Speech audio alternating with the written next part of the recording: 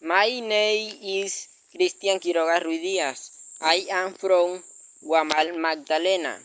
I am 70 old, and I am in the business administration program.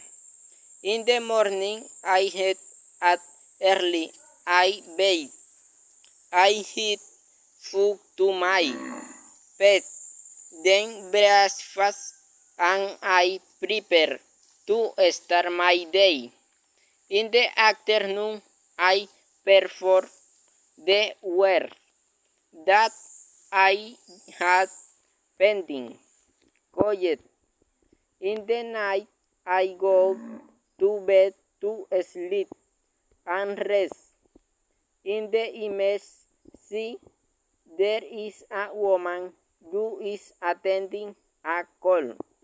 Pay attention to what they are saying while observing information on the computer.